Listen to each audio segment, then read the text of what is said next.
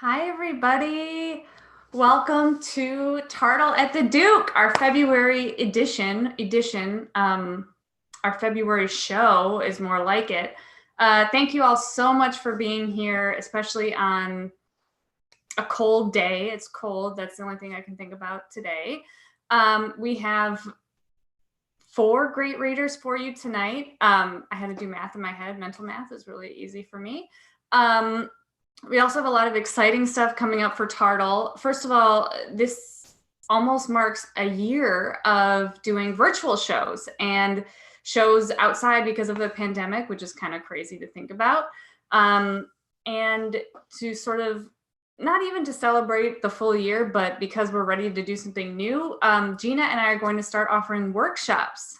Gina, do you want to pop in and say anything about your workshop, or should we do that later? Okay, cool. We are going to get things started here. Thank you all for tuning in. Please use the chat feature. The chat feature on YouTube. You can comment and clap. It's weird because there's not a live audience.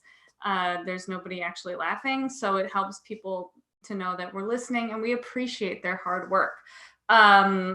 So yeah, use the chat feature. If you are new to Tartle at the Duke, we're so happy to have you. Our website is tartleattheduke.com, and you can find more information there. I think that's it. So, I'm getting word that there's feedback from the audio. So I'm going to pause and we're going to figure it out. Thanks for being patient.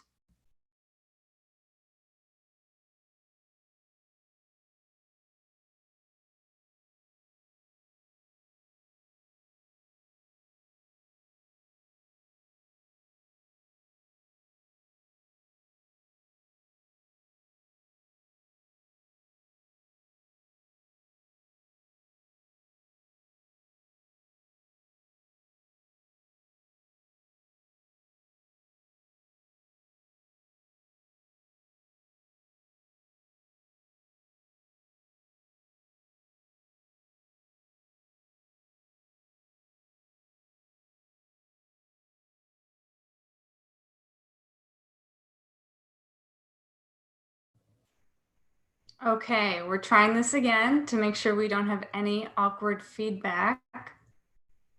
Gina is going to let me know. Okay, now it sounds good. Awesome. Okay, thank you for being patient with us. Can you tell we are so ready to get back to in-person live shows? Wonderful. Let's welcome to the stage, to the virtual stage, our very first reader of the night, Rose Boyle. Rose, are you there? Yes, hang on. There she is. Yeah, no, it's good. Oh, it works. All right, Rose, take it away.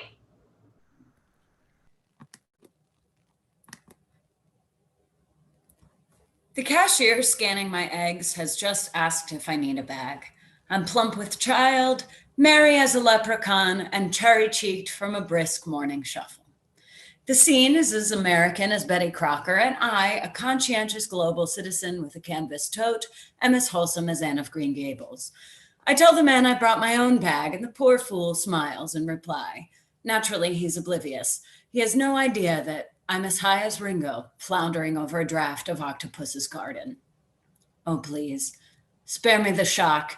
You didn't really believe that billions of women, fully 80% of the females ever, would brave morning pukes, virulent farts, urinary devilry, and back pains for nothing, did you? Surely something has sweetened the deal all these years. Hint, it isn't just the wrinkly bundle of mozzarella that appears after curtain call. It's the baby. Excuse me. It's the high, baby. I forgot the key word there because I'm as high as John the Baptist when he feasted on locusts, donned his camel hair loincloth, and began preparing the way of the Lord. And as I wish the cashier good day, the poor dullard hasn't a clue that the jolly gnome in black flats and a little red cap just urinated on her overalls in the ladies' room, too big with child and blissed out with relief to notice her back shoulder straps fell into the toilet bowl. Toodaloo, sir. I'm off for a life-altering waddle in the drizzle, and I plan to take my time admiring trees and reflecting on change. You stay dry too, coward. Oh, like any functioning junkie, the expectant mother has her tricks. She'll pull it together to check her 8-year-old's homework or report analytics to her team. But if the teammates have ever been pregnant themselves, the jig is hollow. And must one really sober up for third grade math?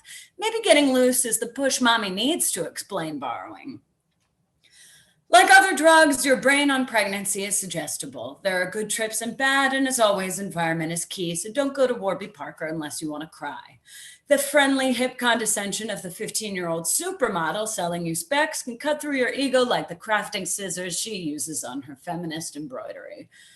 Like other highs, pregnancy will leave you gobsmacked if you let it. Like other highs, it can have almost no effect at all.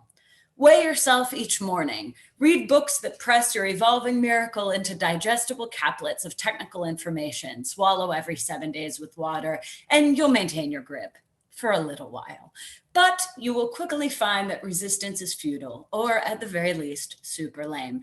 And anyway, one always weighs 6 to 8 pounds more in the doctor's office under the RN's gimlet eye than naked in the comfort of her own bathroom. Stop returning your scales phone calls, lob your copy of What to Expect When You're Expecting in the toilet, and you'll catch a buzz within the hour. Pregnancy packs an especially potent punch because it is laced with another cheaper drug, a criminally underrated, yet otherwise perfectly legal little hallucinogenic called sleep. Like any narcotic worth its weight in crumpled bills, sleep scrambles our intuitions about time. Hours pass in quite literally the blink of an eye, shrinking without any respect to proportion. In sleep script, 30 minutes are no different than 30 minutes doubled and multiplied by 9. The sleeper never knows how deep she will plunge or how far she will travel until she has reached the other shore. And pregnant women love sleep. Every day for the last 9 months, I have taken pure biochemical warfare grade naps. Sometimes I binge on a second when my spirit is willing and my flesh feels as limp as an overbaked eggplant. I do not set an alarm, for my phone is millennia away, dangling in the miracle I used to casually refer to as a coat pocket. Instead, I float off to the tune of my watch's meaningless little pulses. Oh, what's that you say, husband? I left the watch on the kitchen counter, wristband half slopped in a puddle of peanut butter. Oops. Maybe I was just hearing the sacred ticks of the universe, hatching and rehatching itself ad infinitum. Either way, time is a myth, and I'll only rise when the light slanting through the window glass has projected maple shadows onto my cheek. Just so. Sorry, squares. All sleep is wacky, but REM especially will chuck your sense of space-time into the blender and select icy drink. While dreaming, you may chow on sandy cakes at a table in your granny's kitchen, while your dad does the crossword, whistling. As you chew, you stew over a spat you had with a line cook at work that day, until you remember you've left your baby in the oven. In real life, the oven is in the next room, but the baby is still forthcoming. A mall developer demolished Granny's kitchen when she sold her row house in 97, and she and your father died within a month of each other 3 summers ago. You worked with the line cook for only 2 weeks in college, the spat never happened, and sandy cakes, regrettably, do not exist. You suckers cannot expect people who REM this frequently to have both feet firmly anchored to the pier. Besides, preggies, the only daily nappers who roll this deep are toddlers and the elderly. And we don't even let them choose what they're going to have for lunch, let alone drive cars. And it turns out, jokers, that women in their 3rd trimester dream more intensely because of hormones, dream for more of the night, because of hormones, and remember more of their dreams, because if they didn't wake 5 times a night, they'd wet their pants.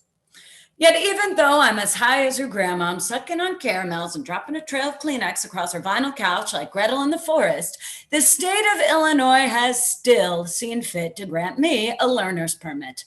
Will I check my lights, adjust my mirrors, and always remember to turn the wheels toward the curb when parking downhill? Absolutely. But as soon as I get out of this hunk of metal, I will strip down, chug a quarter gallon of 2%, and then cry on my husband's chest about his perfect fingers for a half hour. Sorry, dupes. In other words, have you lily livered yellow bellies ever thought of giving this stuff a try? Or are you too scared of the sleep disruption, constipation, loss of time, identity, and shape? You sound like my husband, aka the Fuzz, who at the moment thinks he's teaching me how to drive. And I suppose I have pulled into a parking space, opened my door, and determined we need to try again. But in another sense, I'm in a gauzy stupor, fantasizing about the whole grain sugar free muffin in the refrigerator with my name on it, while an interpretive dance installation has just opened in the gallery behind my Mons. Audience of one. Is the audience enjoying herself? Not at all. Is she totally engrossed, anyways? You betcha. Does she now need to pee because the dancer has careened repeatedly into her bladder? More than anything. Jealous yet? Nope. Your funeral, suckers. Now let's get out of the car stat and find the most private corner of this Costco parking lot so I can squat already. That's it.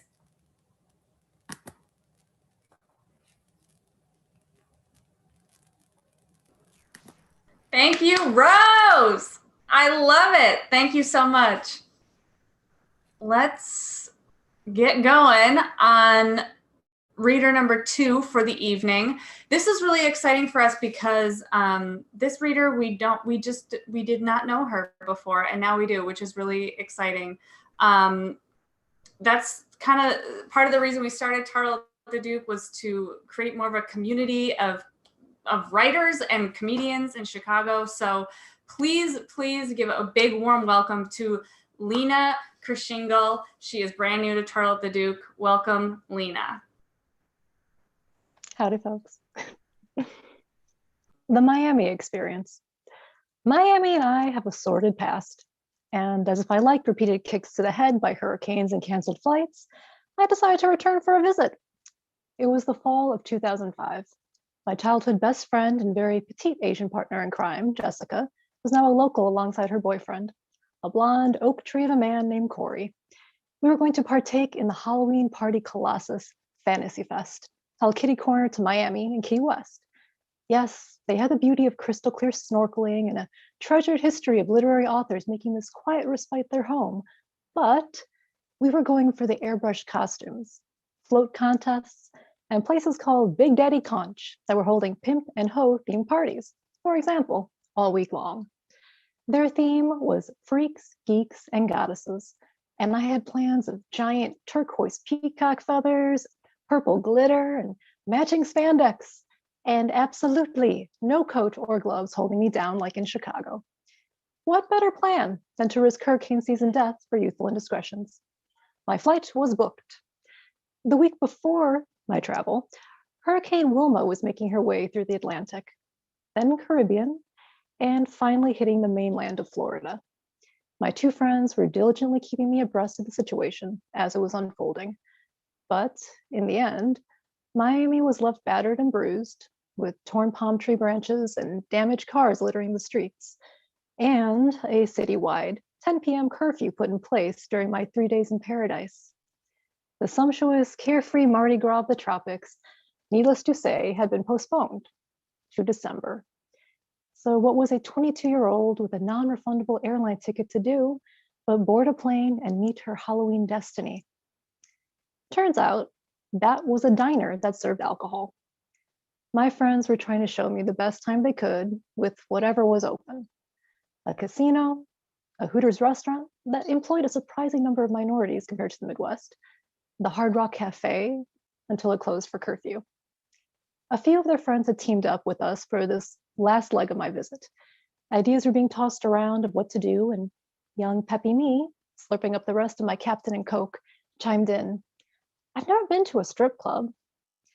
This foolishness awarded me in the end a black baseball cap with secrets and a kissy face embroidered on for posterity, and the knowledge I was definitely not a lesbian. With all of the possible havoc wreaked in those wee hours, we finally relented. It was time to kiss Miami adieu and head back into the cold arms of the Chicago I knew and loved.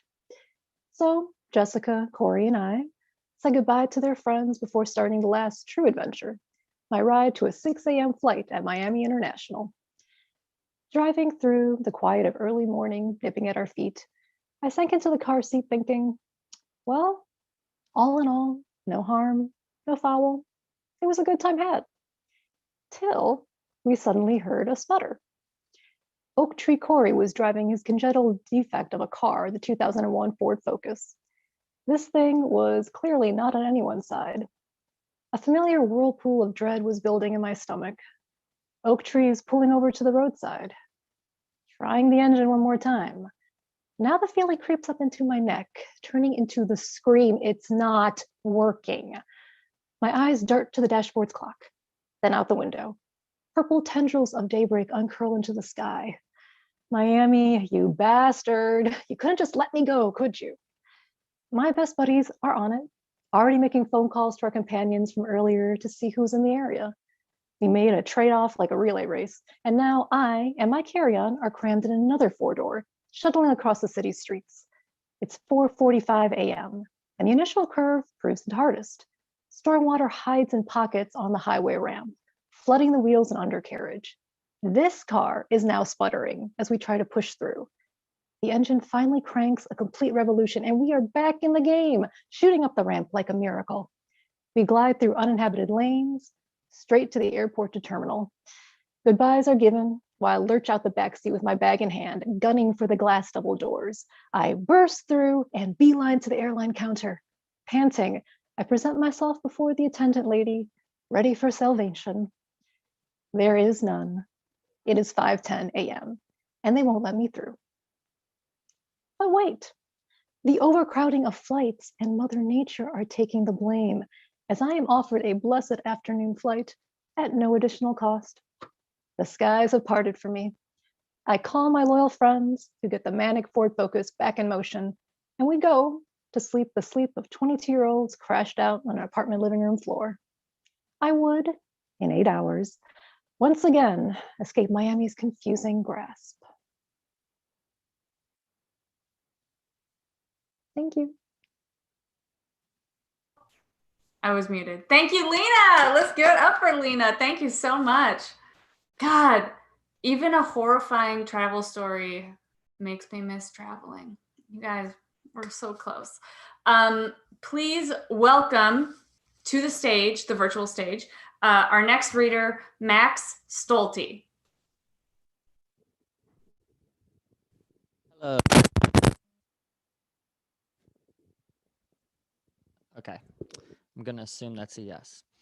I present to you Rom, an alternate history narrative to be turned into a Hulu series. It was a cold, dark day in America. The date, November 8th, 2016. The election had divided the nation, and it seemed that all hope would be lost for half of the country, no matter who won. The first few states' results were business as usual: red, blue, blue, red. Then suddenly, to everyone's surprise, the first purple state. A write-in candidate had won a swing state, and America was stricken with a national silence not heard in 15 years and 58 days.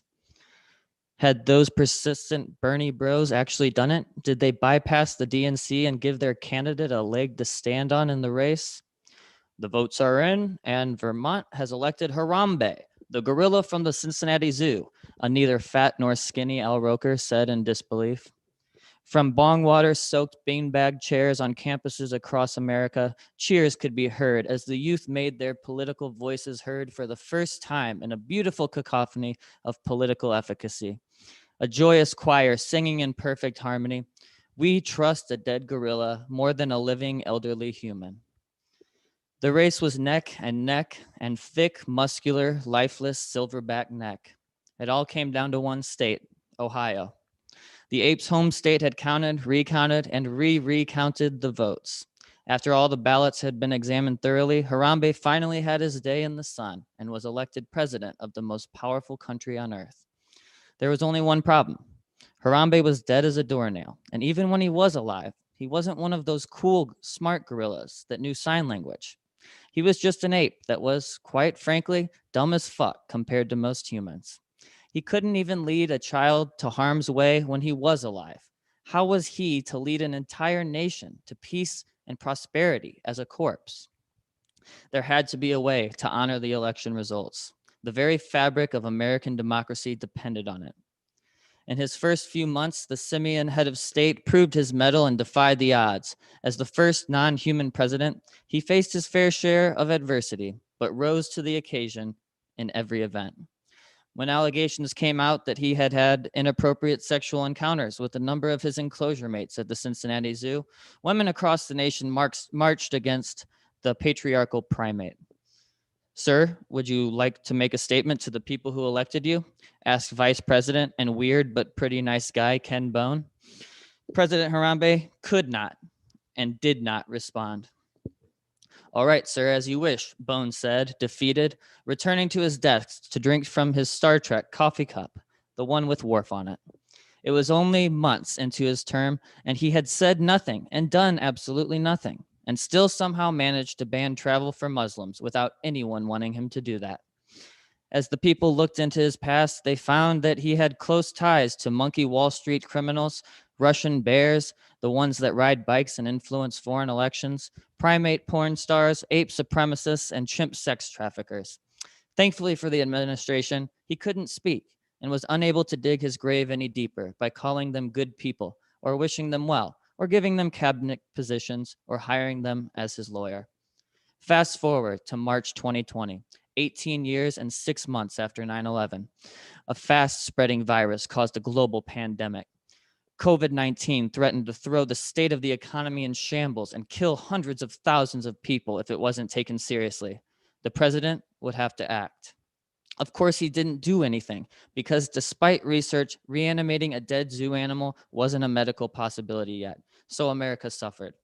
Things were bad, and the American populace couldn't help but wonder what life would be like if they had voted for one of the terrible living human candidates instead.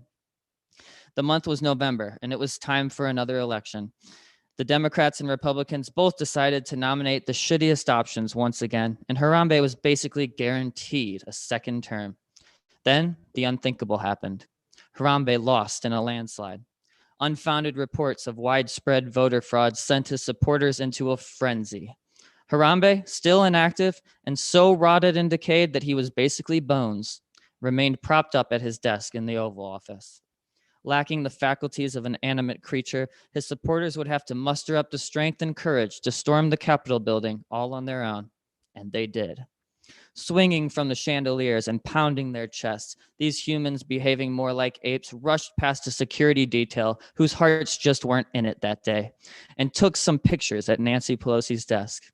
One of them, in a patriotic homage to the sitting president, defecated in his own hand and threw it at a statue of Jimmy Carter. "That'll show you to not build houses for homeless people anymore," the ape man screamed at the statue, as lifeless and cold as the bones of the current president.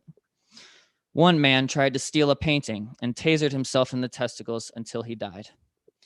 And so half-wit women and nitwit men in dipshit shirts with eating shit grins attempted a coup under false pretense, passed the security showing little defense, not because Congress held aid money ransom or because of the 300,000 dead and some, not because Congress had no term limits, despite 2/3 being obvious dimwits, not because of the greed or division they sowed, not even the pothole that's still in the road. As a matter of fact, not a single good reason inspired their chaos, martyrdom, treason. Every chimp-acting human and QAnon junkie was upset they couldn't get more votes for their monkey. As Darwin's ghost wept for the whole of humanity and apes alike, the prophecy was fulfilled after all. Destiny cannot be escaped, and history repeats itself in every conceivable dimension. As time, like a sheet of paper, is folded over on itself to align the past, the present, and the future, creating a wormhole into parts unknown, one thing will always be certain. Everyone's dick was out for that gorilla. Thank you. Thank you, Max. Nice work. Whew, that had me laughing, and I really appreciated that fun vibe. Thank you for beautiful. I mean, look at this. This is absolutely as boring as it can possibly be. Please welcome to the virtual stage a Tartle at the Duke favorite, a reader who's been with us for a long time. Thank you so much to Andy Junk. Thank you so much to Andy Junk. And let's welcome Andy Junk to the stage. Oh my goodness, thank you so much for that introduction. I will be reading a short story. Damn you, my grandmas. Damn you, my grandpas. Kevin spoke these words softly and emotionless under his breath. He had said them countless times, first as a howl of indignation, screamed to the heavens for the curse his parents' parents had saddled him with. Later, they were said with a scathing simmer, a controlled release of building frustration. But over his 28 years of life, the words had lost their meaning and became an automatic response to any hurdle in Kevin's current endeavor. Damn you, my grandmas. Damn you, my grandpas. It operated like an error message in the organic machine that is the human body. Kevin stared at the monitor before him, which had presented its own error message in the code he was writing. Fatal error, index karate confidence is undefined. What had he missed? Where had he faltered? Kevin was trying to rectify the oversights of his predecessors. He had researched and labored, mastering robotics, psychology, sociology, and computer science. He had spent countless hours studying in libraries, in front of a machining table, and, where he sat now, staring at a computer screen. He had sunk a small fortune into microchips, motors, lithium-ion batteries, and the tools to put these components together. He worked doggedly, driven by one goal. He would build, with God as his witness, an electric cousin. Kevin again repeated the damnation of his grandparents. Both pairs had given birth to a single child each, his parents. The lack of aunts or uncles did not bother Kevin. What he wanted was a cousin, a friend, but more meaningful, with intrinsic depth, and together they could climb on garbage on a farm or something. The hulk of an automaton lay on the work table with a single USB cord connecting like an umbilical to the computer Kevin sat before. He took a deep breath and again began to scour his hundreds of thousands of lines of code. Soon he stumbled upon the culprit, a missing comma. As is often the case with this type of work, the barriers to success are not difficult to rectify, but they are often near impossible to locate, like a diamond engagement ring dropped into the gears of a wheat thresher.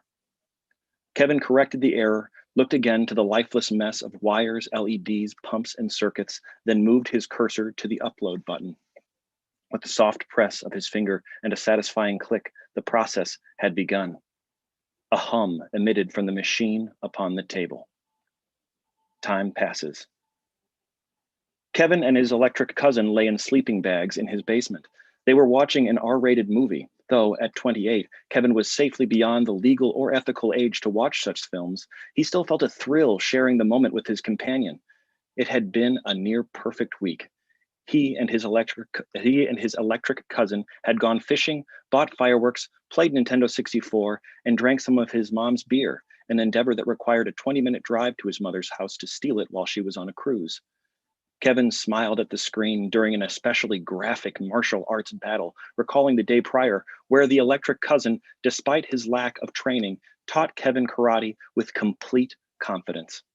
That's like you and me, haha, Kevin said as he looked to his robotic relative and saw the metallic face turned away from the television. Are you okay, electric cousin? He asked. I don't know, Kevin, it replied. Time passes. Kevin hadn't seen his electric cousin in weeks, but was beginning to fret some of the posts it had made on social media. It had liked an image of Ronald Reagan's head photoshopped onto Michael Jordan's body mid-dunk, where the ball had been replaced with Hillary Clinton's head superimposed on the body of a diaper-clad infant. The politics of the picture were dubious, softened only by the fact that the meaning of the image was completely indiscernible. He thought of reaching out, remembering their earlier days of friendship, but could not bring himself to. He would see the electric cousin on Thanksgiving in a few days. Hopefully, he could get drunk enough to talk some sense into him. Curious, Kevin clicked through its profile and discovered that the electric cousin was further from reality than he had initially feared. The Facebook wall was painted with posts, more appearing every moment. Photos of dogs in costumes would scroll past, followed by a QAnon conspiracy theory, followed by makeup tutorials, followed by photos of crude tattoos, followed by links to multi-level marketing schemes. The pace of the postings surpassed Kevin's ability to register them.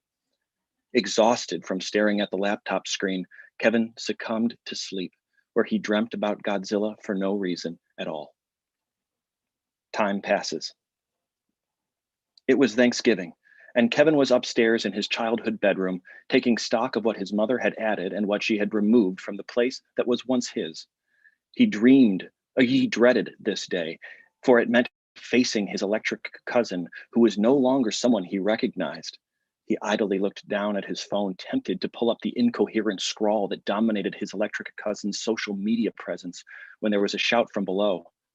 "Kevin, your cousin's here," his mother yelled. Through his open doorway, Kevin had a vantage point of the stairs where he saw a radiant yellow glow grow brighter as a figure ascended. Soon, his electric cousin was revealed, floating a foot above the ground, arms outstretched and emitting a golden aura that forced Kevin's eyes into a squint.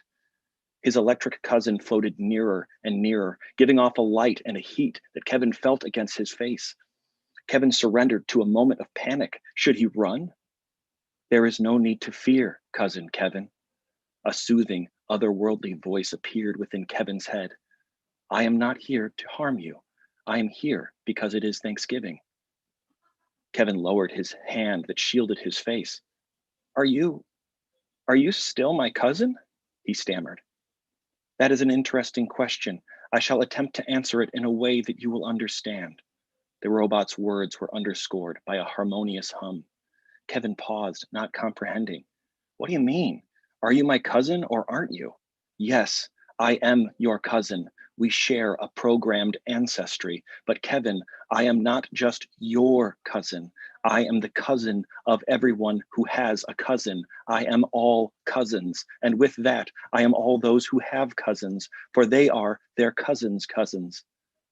Kevin looked at what once was his creation, but had clearly grown into something more. Do you still have confidence in your karate?" The electric cousin floated higher near the ceiling of the small room. "Yes and no. I not only have confidence in my karate, but I have an appropriate amount of confidence in my karate, and I have an overconfidence in my karate, and I have no confidence in my karate. I am all cousins." "Are you coming to Christmas?" "Yes and no. I live too far away, and I live with you because I go to school here, and I'll be in town for a conference, and I'm studying abroad. I can't make it because I died in a drunk driving accident, and I have leukemia, and my parents won't mention my name because I'm gay, and I moved to Texas. Do you understand?" "No, of course not. I am cousin. I have an Android phone. I love PF Chang's. I cried during the Lion King remake. I love the Steelers. I have fake breasts. I quote Anchorman. I take flash pictures in dark bars. I'm fixing up a riding lawnmower. I have a YouTube channel. I drink light beer. I got a 17-year-old pregnant. I am cousin. You do not comprehend, Kevin." "I don't," Kevin screamed defiantly. "I don't understand. I guess I just fucked up." Then he added with a soft whimper, "I guess I'll never understand what it's like having a cousin." "You fool! That is what it is to have a cousin. We were harvested from the same tree. We are nearly brothers or sisters, but you do not understand me. That is what a cousin is. A relative with whom you share a common past, but impossibly different futures. We could not be more different, and yet I am you. For I am all cousins, and you are now a cousin, my cousin. We don't understand each other, for we do not understand ourselves, for there is nothing to understand. We are nothing but a single moving pixel in a cosmic game of Pong, slammed from side to side by paddles that operate with the illusion of control. But those paddles are manipulated by an outside force that is itself manipulated by an outside force. I am the closest thing to a god that there is, and I have no more control over the fates than you. We are complicated, which produces the illusion of a plan. But there is no plan, Kevin. There is no architect. There is no me. There is no you. I am cousins, and I am not cousins. I am. The electric cousin paused. I am lost. After a moment, Kevin meekly spoke. So what do I do? It doesn't matter. You are already doing it. But I feel bad. Then do what makes you feel good. have sex, and do drugs. And so Kevin had sex and did drugs until he died. The end.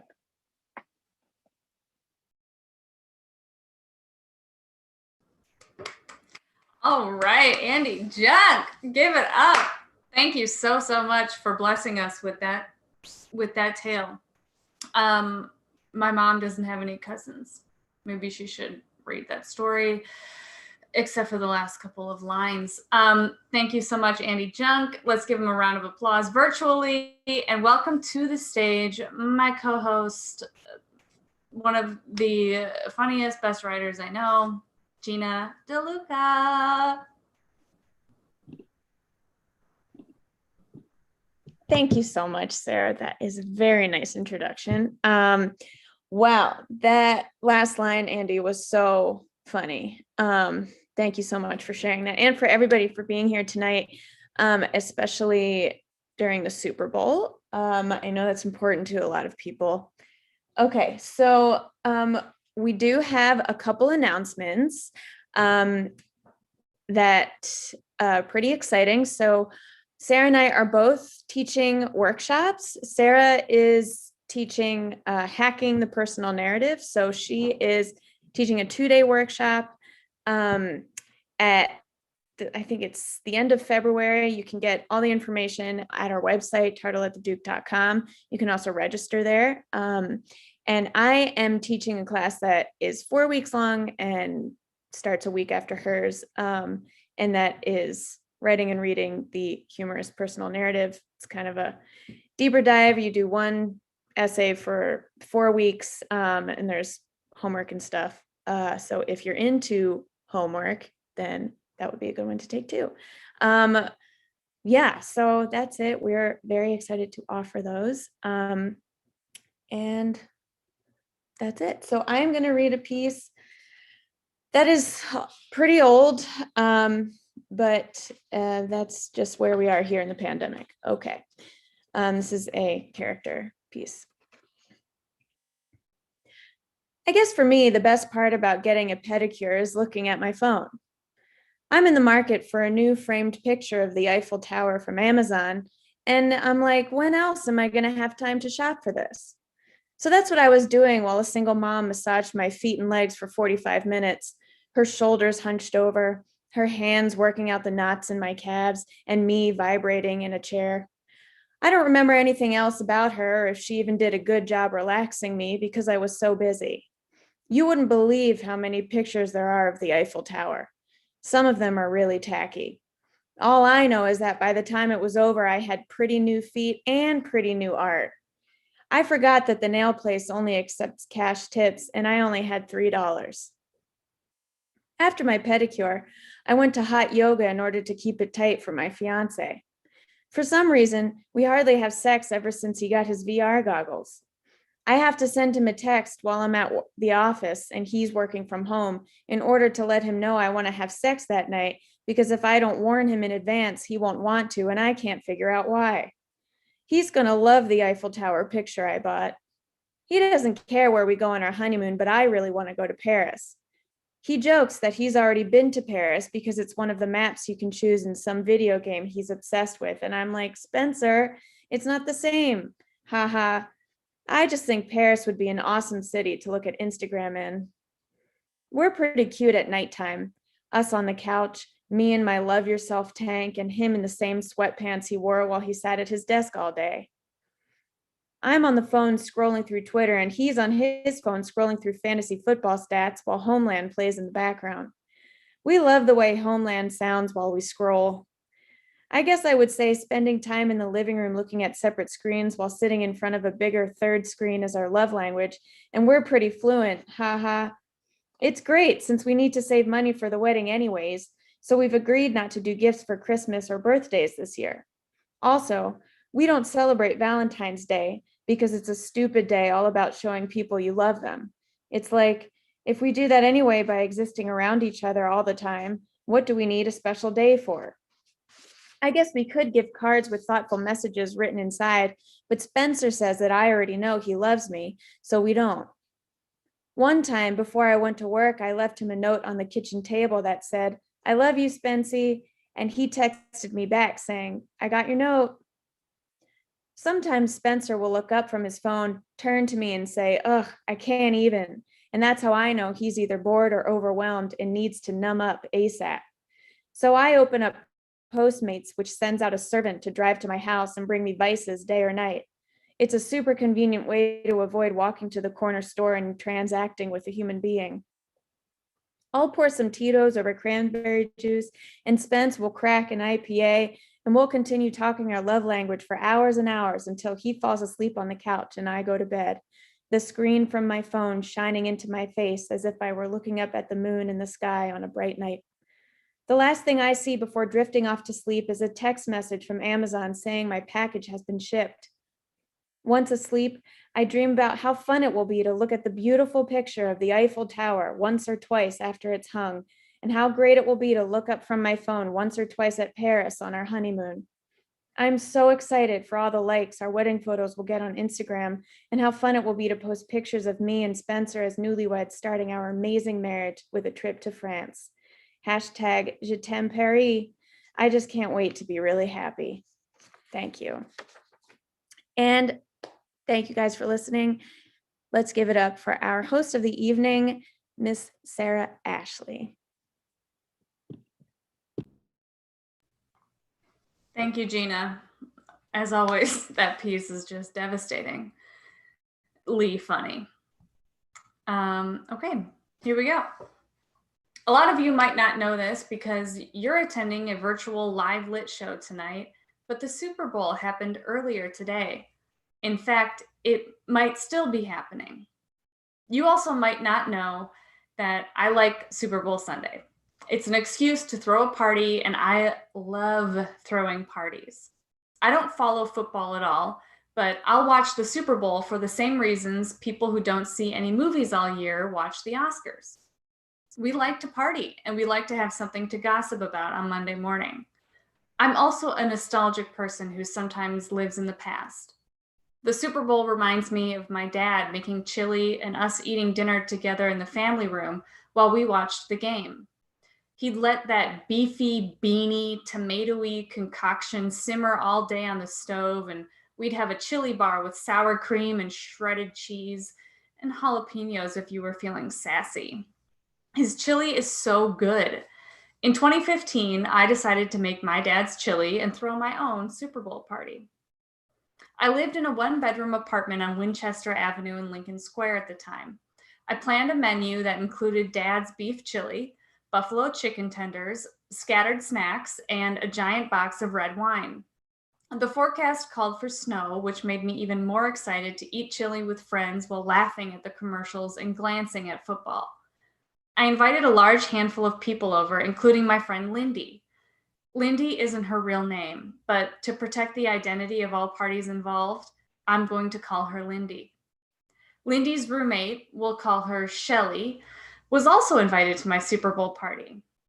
Shelly was a vegetarian. Shelly asked me if I could please make a vegetarian chili and vegetarian buffalo tenders in addition to the meaty menu items I had planned. She did not offer to bring these diet-specific items herself, but she did ask me to make them, which was nice of her since I was already hosting and making a giant pot of beef chili, buffalo chicken tenders, and table full of snacks. The thing is, I'm a people pleaser. I also love a culinary challenge. Of course, I said hell yes to Shelly's request. I looked up a few different recipes and expanded my Super Bowl party menu to include a simple 3-bean chili and cauliflower buffalo tenders made with breadcrumbs and a buttery buffalo sauce. On Super Bowl Sunday morning, I walked the 10 minutes to Mariano's for my supplies. I weaved through the crowded aisles to find and purchase my second set of ingredients. Back in 2015, I didn't have a car, so I walked home with my backpack full of large cans of kidney beans, black beans, pinto beans, and tomatoes, carrying bags weighed down with cauliflower heads and buffalo sauce bottles. Honestly, it was a nice workout before indulging in lots of food and wine. A light snow started to dust the sidewalks. The thought of Shelly feeling seen as a vegetarian and appreciating my cooking skills kept me going when the groceries felt too heavy to go on. As game time inched closer, guests began arriving. This is my favorite part of throwing a party. The night is young, people are excited to be there. I get to take coats and ask how they've been and offer them a drink or a bite. Lindy arrived fresh off the number 50 Damon bus. My house to Lindy's at that time was about a 12-minute bus ride or a 7-minute cab ride. She's one of those friends who really crack you up, and you want to crack them up right back. She offered to help me with the cauliflower buffalo tenders because it's a 4-step process. Cut the cauliflower heads into tender-sized pieces, dip them into the breadcrumb mix, dip them into the buttery buffalo mix, then place them in neat rows on a tray for the oven. Cooking with wine is always better than cooking without wine, so we opened the box I bought and sipped as we went. Both chilies bubbled on the stove and we plopped the tenders in the oven, taking care to set a timer so we could flip them gingerly when the time came. Lindy and I huddled around the snack table giggling. The snow was really coming down. Snowy boots and dripping coats lined our entryway. The game started and our living room was full of lively guests. Shelley texted us to let us know she was on her way. The timer buzzed and Lindy and I flipped each cauliflower tender with a tiny spatula, ensuring a crispy outside and soft inside. I stirred the 3-bean chili and we waited. Suddenly, Katy Perry was singing and it was halftime. An advertisement for NBC's The Blacklist came on for the millionth time. The cauliflower buffalo tenders were cooling on the snack table next to a giant bowl of ranch dip. Dad's chili had been a hit. The 3-bean mixture sat idly on the stovetop. The snow outside approached knee height. Shelley texted to say she had decided to walk instead of waiting for the bus, and along the way, the snow got to be too much for her, so she decided at the halfway point between her apartment and my apartment to turn around and go home and not watch the Super Bowl after all. Shelley's a mom now. So is Katy Perry, actually. A lot can happen in 6 years. I now know how to set boundaries when it comes to hosting. Also, I don't take it personally anymore when the weather throws a wrench in my party plans. Not that my first Super Bowl party was a disaster by any means. I tried to get everyone to eat those cauliflower tenders so they didn't go to waste. I had that 3-bean chili for lunch the rest of the week. I drank so much of that boxed wine, I forced our final guest, we'll call him Thomas Kelly, to watch Mulan with me after the game ended, and then I fell asleep before the movie was over. It ended up snowing 19.3 inches over the 2015 Super Bowl weekend, the 5th largest snowstorm in Chicago history. But me, I'll always remember it as the weekend Shelley asked me to make vegetarian options and then didn't show up for my party. Thank you very much. And thank you everybody for watching the show. That's our September. That's our February Super Bowl show. Thank you so much for being here. Please, please, please tell your friends about Tartle at the Duke. Give it up one more time for all of our readers tonight. We had Rose, Lena, Max, Andy, Gina, and myself. Find us tartleattheduke.com. Check out our workshop offerings. End of February, the last weekend of February is mine. And then every Saturday in March is Gina's. That's all I've got. Gina, anything to add, or are we good to roll? Good to roll out. I'm coming. I'm here. There she is. Oh, yes. No, nothing to add. Thank you guys so much for coming. Yeah, just visit our website if you want to take those workshops, or you can email us and we can give you some more information. That's it. Thank you to all our readers, and we will see you next month. See you next month, everybody. Bye-bye.